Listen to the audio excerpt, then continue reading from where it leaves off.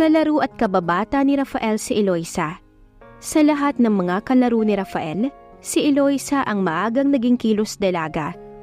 Ayaw na rin ng dalaga na makipaglaro at mas gusto pang manood na lamang ng mga naglalaro ng basketball.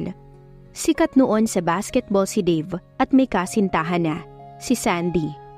Ngunit dahil wala silang kapatid na babae at si Eloisa naman ay nag-iisang anak ng mga Cruz, ay napalapit ito sa kanilang mga magulang. Mas naging malapit si Eloisa kay Dave. Madalas noon magpagawa ng assignment at project sa eskwela ang dalaga sa kanyang kapatid. Ayaw ni Eloisa kay Rafael dahil pasaway at maloko ang binatilyo. Sige na naman Dave, tulungan mo na akong tapusin ang project ko sa home economics. Wika ni Eloisa kay Dave na nagbabasa ng magazine sa kanilang salas. Ako na lang lagi ang pinapagawa mo ng iyong project. Bagamat pormalang anyo ni Dave, ay magaan naman ang pagkakasabi niyon. Nakalabing naupo sa tabi nito ang dalaga. Si Rafael ay naroon lang sa isang sofa.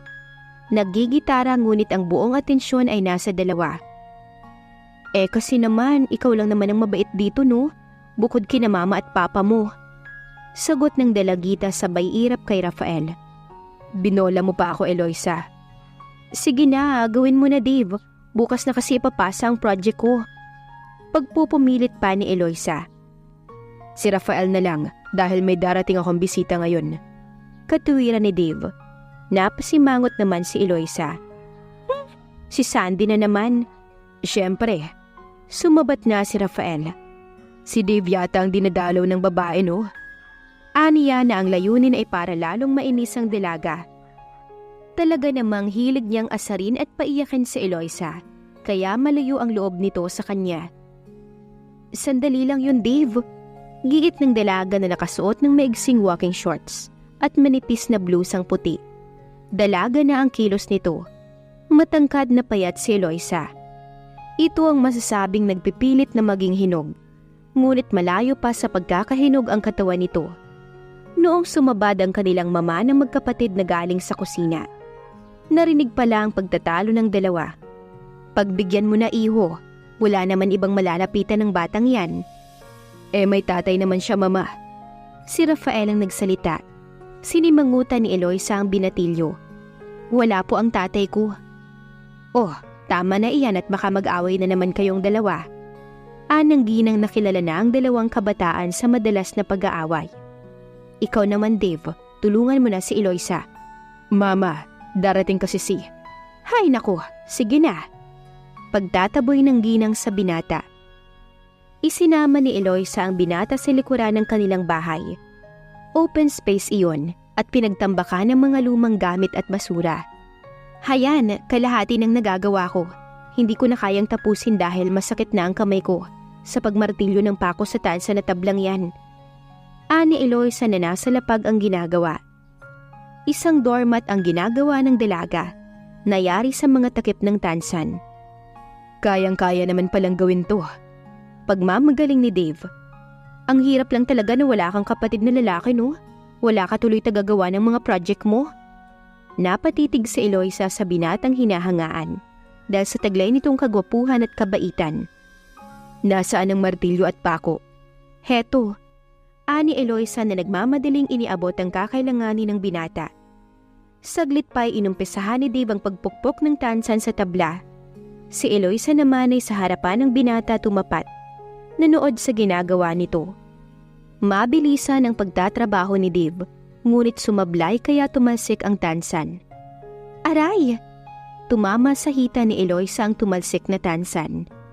Mangiyak-ngiyak na hinaplos ng kamay ng dalaga ang kanyang hita. Napaano ka? Natarantang tanong ni Dave.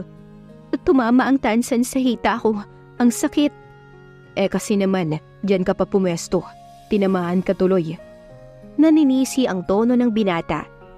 Hindi ka kasi nagdadahan-dahan. Nagmamadali ka kasi. Ganti ni Eloisa. Okay ka lang ba? Masakit ba? Oo. Anong gagawin ko?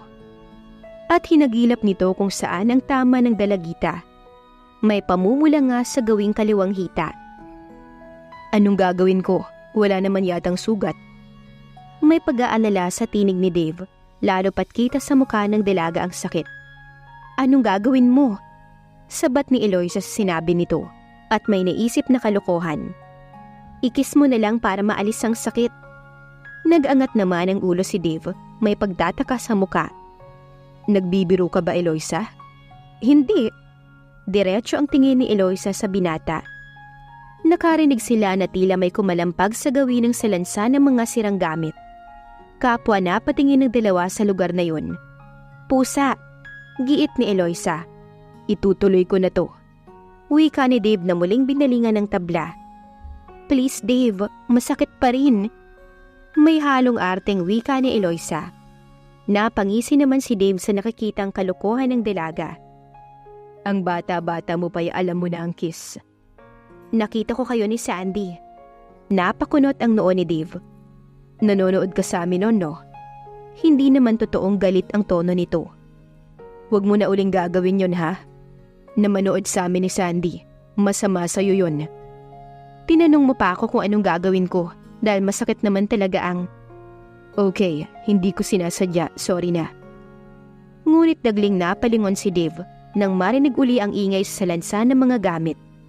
May nahagip ang mga mata nito at saka napangiti ng mahiwaga. Muling binalingan ng dalaga. Kunguso ang mga labi ni Eloisa. Kasalanan mo pa rin, hindi ka nag-iingat. Para maalis ang sakit, ikis mo na kasi ako. Giit pa ng dalaga. Okay, para matigil ka na lang. Napasunod na sabi ni Dave. Saan ba?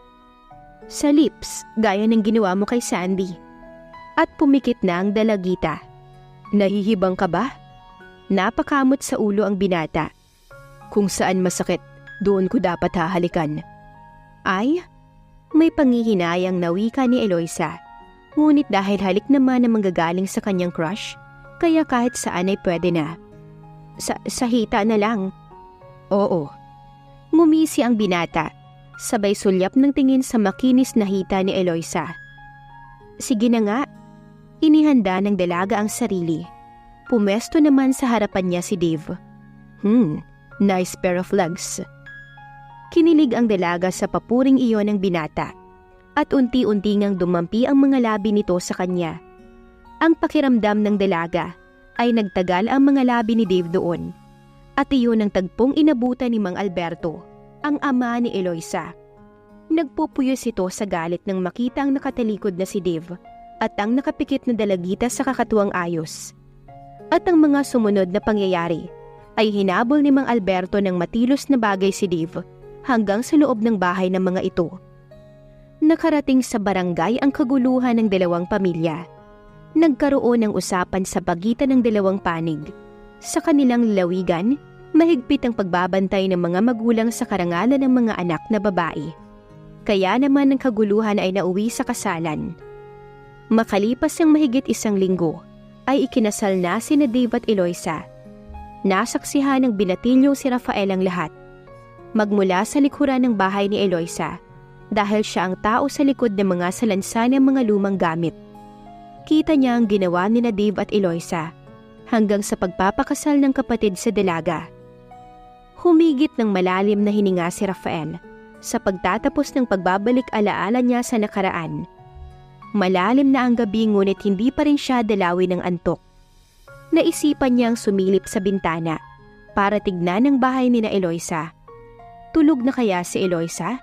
Alam na kaya niyang dumating na si Dave ngayon? Sa pangalan lamang maituturing na dalaga si Eloisa. Sa tunay na kahulugan ng salitang yun ay salat sa katotohanan. Ang naging ugnayan nila ni Dave ay sa papel lang dahil matapos ang pagpirma nito sa munting papel, kinagabihan din matapos ang munting salo-salo sa bahay nila, ay umalis na si Dave patungong Maynila para doon na magpatuloy ng pag-aaral. Magre-review ito para sa nalalapit na pagkuha ng board exam sa pagka-inhinyero. Naiwan si Eloisa sa poder ng mga magulang ni Dave.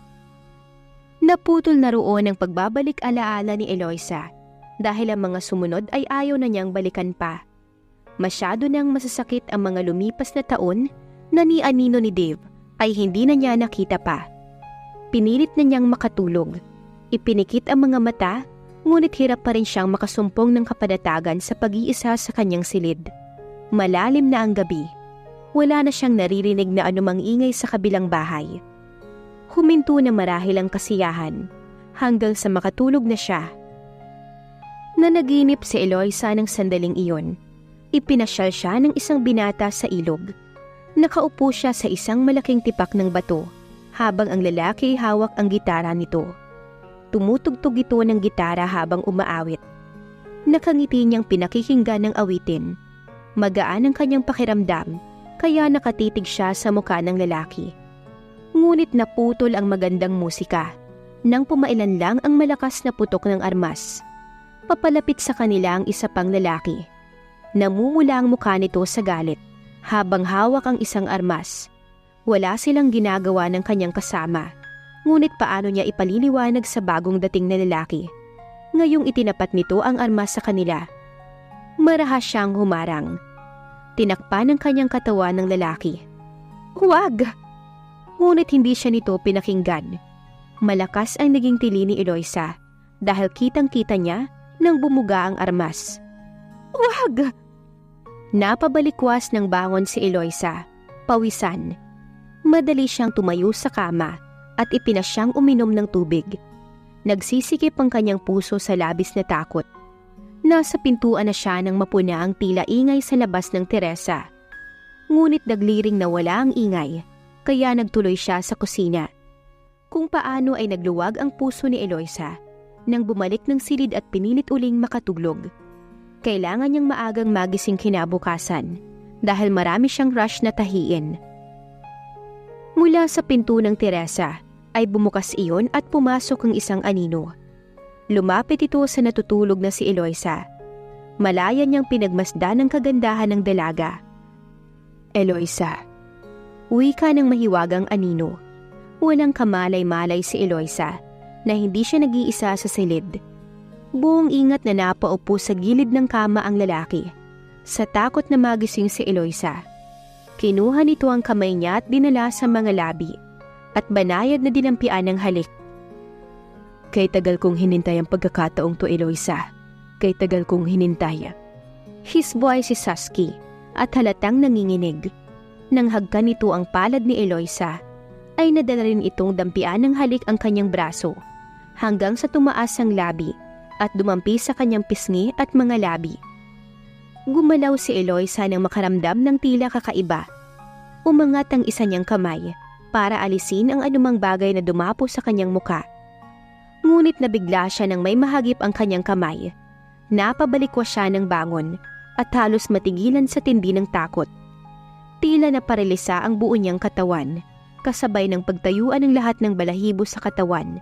Nang pigilan siya nang hindi nakikilalang lalaki sa pamamagitan ng pagtabi nito sa katawan niya. Tinangka niyang sumigaw, ngunit mabilis nitong sinakop ang kanyang labi. Nanlaban siya, pinilit niyang kumawala, pero mas malakas ito sa kanya. Halos pangapusan siya ng hininga nang tigilan nito ang kanyang labi. Sino ka? Hindi ito sumagot. Sa halip ay muling sinakop ang kanyang mga labi. Madilim ang buong silid at hindi sapat ang munting liwanag na nagmumula sa labas para ganap niyang makita ang lalaking kasama niya sa kanyang kwarto. Naamoy niya ang alak sa hininga nito at naghatid iyon sa kanya ng nakakaliyong pakiramdam. Pilit niyang itinutulak ang lalaki, ngunit nanatili ito sa tabi niya. Nakaramdam siya ng pagkaliyo nang yumakap ito sa kanya. Tila may nasindihang init sa kanyang katawan sa ginawa nito. May pagmamadali sa kilos ng estranghero nang alisin ito ang sagabal sa kanyang katawan. Huwag! Tutol niya at mabilis na itinulak ito. Mabilis ang lalaki at muli siyang ikinulong sa yakap nito. Muli siyang hinalikan ng lalaki at hindi maintindihan ni Eloisa ang kanyang sarili kung bakit nadadala siya ng sandaling iyon. Oh my God! Parang ayaw niyang maniwala na hindi isang panaginip ang nagaganap sa kanya ngayon. It's like a magic na hindi nagawang tutulan ni Eloisa. Anumang pagtutol niya ay lumipad na lahat sa hangin at nangingibabaw ang kakaibang pakiramdam na ngayon lang niya naranasan. Nakagat niya ang pang-ibabang labi nang maramdaman ang pag-angkin ng lalaki sa kanyang iniingatan, hanggang sa hindi na makayanan ni Eloisa ang lahat at tuluyan nang nawala ng malay. Eloisa! May takot sa tinig ng lalaki nang makita siyang hindi kumikilos. Oh my God, I'm sorry. Nagawa ko lang yun dahil ikaw pa rin ang nasa puso ko, Eloisa. Wika ni Rafael. Ilang sandali pa ay mabilis nitong inayos si Eloisa at matapos tiyakin ng tibok ng puso ng babae, ay saka ito nagmamadaling lumabas ng kwarto at dumaan sa pinto ng Teresa. Paano ipapaliwanag ni Rafael kay Eloisa ang nagawa niya rito? At dito na po nagtatapos ang kabanata ng ating kwento. Please like, share, subscribe for more updates. Maraming salamat po.